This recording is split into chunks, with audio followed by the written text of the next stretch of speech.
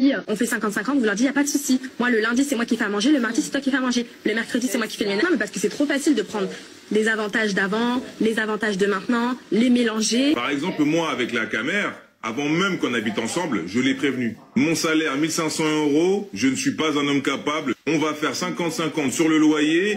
C'est le même monsieur qui dit ceci. Je vais le répéter tous les jours s'il le faut. Nous, les hommes, on aime le respect, la soumission et le calme. Les hommes français qui le supportent dans les commentaires. Vous connaissez la définition de soumission? C'est une situation dans laquelle deux personnes entretiennent des rapports dominants-dominés. L'un décide et l'autre obéit. Donc, ce monsieur vous conseille d'entretenir des relations dominant-dominées. Une relation où toi, l'homme, tu décides et la femme obéit. Et en même temps, il vous demande de faire du 50-50 dans tout avec votre femme. Les gars, nous sommes des hommes. Nous sommes censés être logiques. Où est la logique là-dedans? Réfléchissez 2 secondes, s'il vous plaît. Le respect se gagne et s'impose. Je ne fais pas la morale aux hommes, car j'estime qu'un homme qui a eu un bon père présent à un certain âge, il n'a plus besoin de conseils. Notre logique masculine nous permet de comprendre les choses facilement sans coaching. Tu n'as pas besoin de conseils en tant qu'homme pour comprendre qu'une femme, pour qu'elle soit épanouie dans une relation et se repose ainsi dans son énergie féminine, énergie qui nous correspond à nous, cette femme aura besoin de sécurité émotionnelle, aura besoin de sécurité physique et aura besoin de sécurité financière. Vous voulez des femmes soumises, qui respectent votre autorité d'homme, mais vous ne la sécurisez en rien. C'est une dinguerie de devoir expliquer ça à un homme. Un homme est un leader. Il conduit sa femme et sa famille jusqu'à bon port. Pour que sa femme s'abandonne naturellement à son leadership, elle a besoin que l'homme joue pleinement son rôle. Et quand je parle de sécuriser sa femme financièrement, ça ne veut pas dire lui acheter des habits de marque et tout le tralala qui va avec. Ça veut dire faire l'effort de montrer à cette femme que si demain, par exemple, elle tombe enceinte et qu'elle ne peut plus donner son 30 ou son 40% de participation, que vos enfants ne se retrouvent pas dans la rue. Pourquoi tu veux te marier si tu n'as pas les capacités de le faire? Tu peux faire des enfants sans le mariage. Tu peux avoir des femmes sans le mariage. Le mariage, c'est pour les gens méritants. Cet homme-là, dans ses vidéos, parle même de diviser des factures de restaurant avec sa femme. Faire du 50-50 sur les factures de restaurant, Seigneur. En France, les hommes n'ont plus de fierté propre.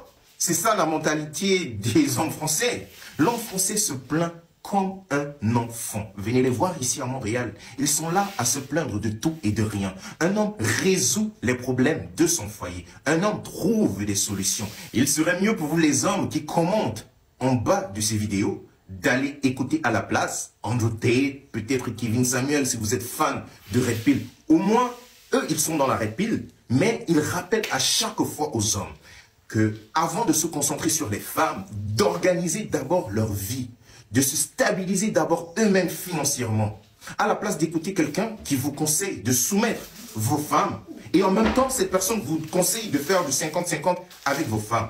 Le 50-50 et la soumission sont 2 expressions, sont 2 mots qui ne vont pas ensemble. Le roi d'Arabie Saoudite, par exemple, il a plusieurs femmes.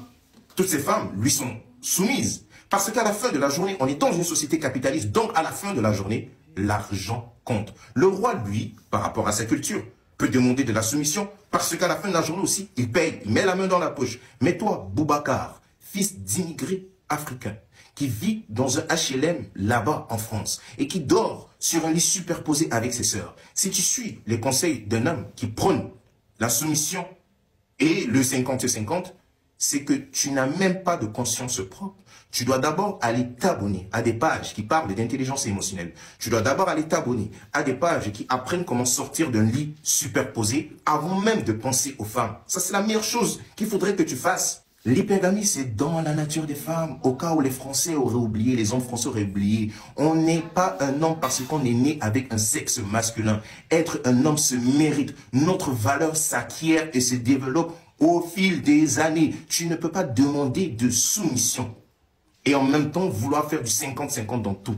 Quand tu fais ça, tu es tout simplement dans ta masculinité négative et tu manques tout simplement de conscience propre. C'est d'autres choses dont tu as besoin dans ta vie. Bon, en vrai, moi, je veux bien participer aux charges, hein, dans le sens où ce serait quand même absurde de que je gagne de l'argent à la maison et que ce soit à mon chéri de tout faire à ma place en fait. En plus de cela, si c'est entre nous les Africains, les mêmes attentes que ta famille a envers toi, les mêmes attentes sa famille a envers lui. Donc ce n'est pas normal que lui, il dépense tout son argent pendant que toi, tu fais l'égoïste et que tu gardes tout ton argent pour toi. C'est en plus de cela, s'il a des projets, forcément, il va falloir qu'il épargne un peu d'argent pour pouvoir se réaliser. Ou alors, si vous avez des projets communs, il va bien falloir que chacun de vous mette la main à la pâte ou alors mettre tout sur la table et décider de ce que vous voulez en faire. Là, je suis totalement d'accord. Je veux même, à la limite, prendre toutes les charges de la maison sur mes épaules si mon chéri est en difficulté provisoire. Bon, je ne dis pas le genre que tu vas rencontrer quelqu'un qui refuse, qui ne travaille pas et te mettre avec lui. Tu es avec ton chéri, il travaille. Après, ça se passe mal qu'il perde son emploi ou je ne sais pas trop, il est en difficulté. Je veux même bien prendre ces charges-là tranquille. Et même en prenant ces charges-là, je veux bien être soumise. Hein.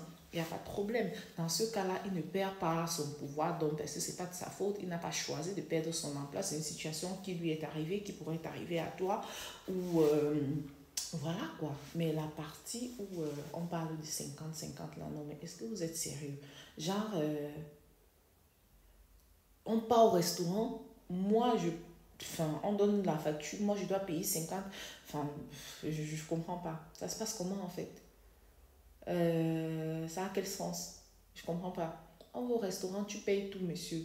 Il y a des jours où, quand je vais te flatter, je vais t'inviter au restaurant, on va aller, on va s'asseoir, on va manger. Je vais payer, mais t'inquiète. Tu vas rembourser l'argent là d'une manière ou d'une autre. L'autre argent là n'entre pas dans le partage des charges. Ou alors pas du tout. Je vais bien inviter mon chéri, je paye tout, je veux même bien lui faire des cadeaux et tout. Mais pas du 50-50, genre un gars va me rencontrer, il me dit, bon écoute, on va faire 50-50, tu payes l'eau, je paye la lumière et tout. Enfin, je pense que si j'ai quelqu'un comme ça, la personne va perdre sa masculinité devant mes yeux en fait. D'ailleurs, on va même faire comment pour être ensemble parce que là, c'est même pas quelque chose qui est envisageable pour moi. Pas parce que je suis égoïste ou parce que je veux faire les longs yeux ou bien parce que je suis avare, ça n'a rien à voir. Bon, après, prendre soin de la femme, ça coûte un peu plus cher que l'homme. Donc, du coup, il faut déjà qu'ils se mettent ça là-bas dans la boule. Mais en plus de cela, même si aujourd'hui, on dit qu'on va partager les charges parce que la vie est devenue compliquée, l'homme reste l'homme. La femme reste la femme. Que chacun reste à sa place, en fait. Il ne faut pas décider d'être homme quand ça vous arrange et... Puis quand ça ne vous arrange pas, vous faites du 50-50, vous dites que vous acceptez d'être des garçons princesses, bref.